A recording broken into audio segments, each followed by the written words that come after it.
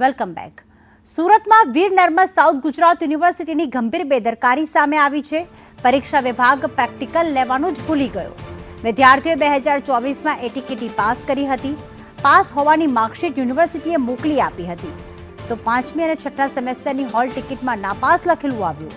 Hall ટિકિટમાં નાપાસ લખેલું આવતા આખો ભાંડો ફૂટ્યો હતો. તો ભાંડો ફૂટતા વિદ્યાર્થીને નાપાસની માર્કશીટ મોકલી આપી.